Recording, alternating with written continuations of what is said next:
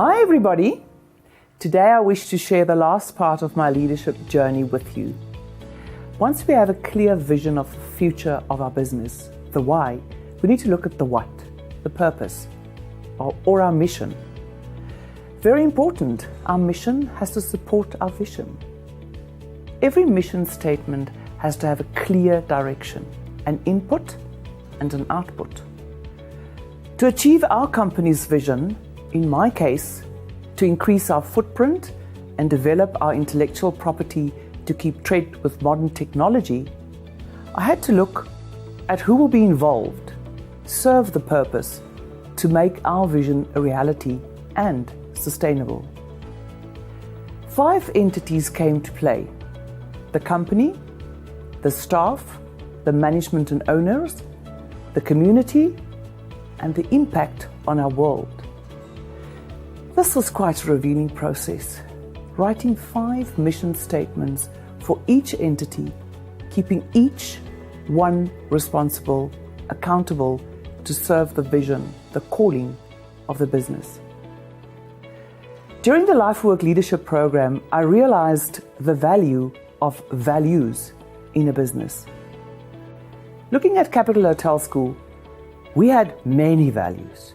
Most of them I did not even know, never mind lived. On paper, written by a business consultant many moons ago and pasted into a business plan.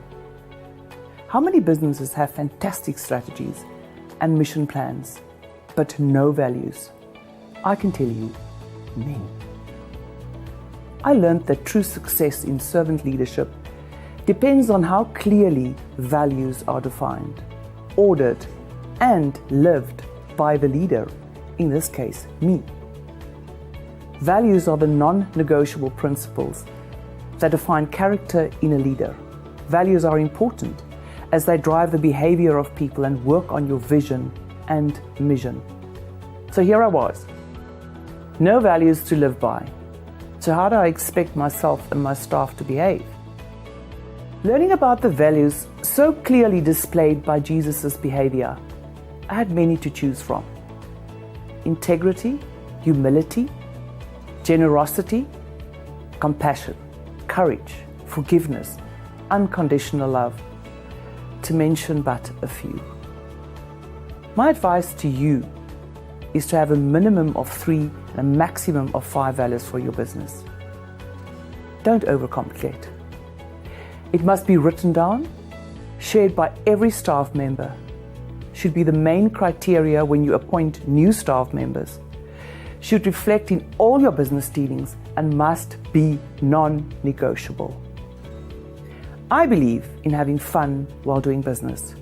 So that is the first value I compiled for our company. Creating an environment where everybody can practice their vocation in a passionate, flexible, and friendly manner. Are you having fun? Being a Christian leader should be fun. I can imagine being with Jesus must have been lots of fun. He brought so much hope and joy to people everywhere he went. He gave his life so we can live a life of victory. Surely this means that he wants us to have fun. Another value which I'm passionate about, especially in the times we live, is integrity. Warren Buffett hit the nail on the head with his quote: "In looking for people to hire, you look for 3 qualities: integrity, intelligence, and energy.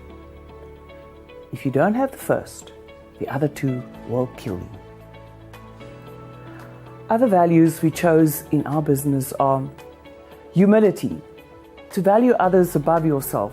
According to Jim Collins in his book Good to Great, a leader with a humble heart looks out of the window to find and applaud the true causes of success, and in the mirror to find and accept responsibility for failure. Generosity, giving our time more than money, promoting healthy relationships, applying our talents, creating opportunities, especially for those who will never be able to repay us. This way of looking at generosity was one of the areas which opened a new chapter in my life. I always felt that if I cannot make a big difference, give a lot of money to whom or whatever. Generosity makes no sense. Realizing that if 50% of the 7.2 billion people on earth only made a difference in one person's life, we are changing a whole nation. Winston Churchill said, "We make a living by what we get, but we make a life by what we give." We also chose creativity, allowing people to practice their creative spirit and to see change as an opportunity. Life and leadership are all about choices, and choices are made based upon values, that which you stand for. Without values, you will not be able to make choices, which will be in line with your vision and mission. The fear I experienced in my leadership journey was not fear for failure, but fear of succeeding in doing the wrong thing. And I add, by making the wrong choices in the absence of a clear vision, purpose, and values. Success in getting people to buy into and live your vision, mission, and values takes repetition, repetition, and some more repetition. At times, a very tiring exercise, which will sometimes bring you to a point of realizing, I cannot save this person. Wrong choice, and it's time for him or her to go. A tough but necessary decision you as the leader will have to make so you can bring back positive energy to the rest of your team. I've spent time with you on the internal processes, i.e. preparing my heart and head for my journey of servant leadership. Once you have worked through the internal processes, the external factors, being our hands, our deeds and our actions, and habits, reaffirming whose I am and who I am, will be less challenging to formulate, but can be very challenging to live it unfadingly every day.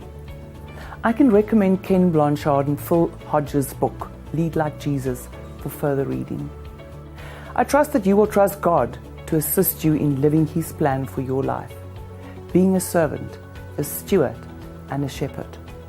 To lead like Jesus, a leader who knew the way, went the way, and showed the way. God bless.